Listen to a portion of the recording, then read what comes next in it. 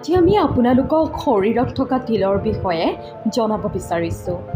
জ্যোতিষ শাস্ত্ৰৰ মতে শৰীৰত এনেকুৱা কিছুমান মুখ্য স্থান আছে য'ত তিল থাকিলে বহুত ভাল আৰু ভাগ্যশালী বুলি ধৰা হয়। আমাৰ শৰীৰত বহু ঠাইত তিল থকা দেখা যায়। কিছুমান মানুহে এই তিল থাকিলে বহুত ভাল পায়। শৰীৰৰ বিভিন্ন ঠাইত তিল থাকে আৰু ক'ত ক'ত থাকিলে কি হয় জ্যোতিষ শাস্ত্ৰত এই বিষয়ে কোৱা হৈছে। আজি আমি আপোনালোকক এনেকুৱা 4টা স্থানৰ বিষয়ে ক'ম, যাৰে 4টা স্থানত তিল থাকিলে তাক শাস্ত্ৰৰ মতে ভাগ্যশালী বুলি কোৱা হয়। তেতিয়াহ'লে আমি জানো আহকচোন ইয়াৰ বিষয়ে।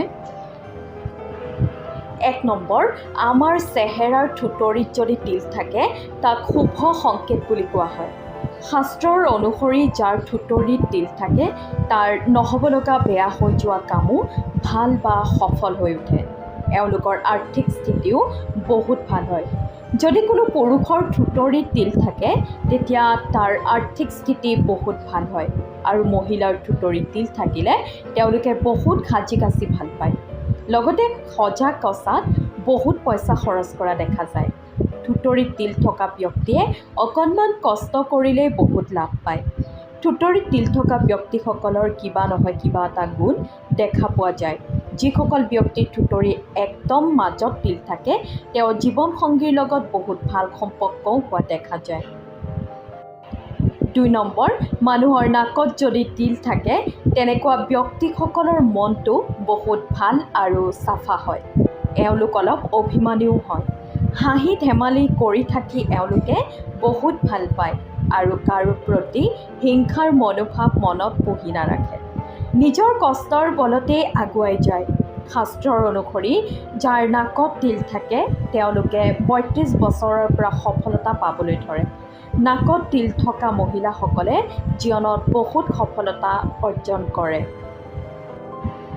3 নম্বৰ, শাস্ত্ৰৰ অনুসৰি হাতৰ তলুৱাত যদি তিল থাকে তেতিয়া বহুত শুভ বুলি ধৰা হয়।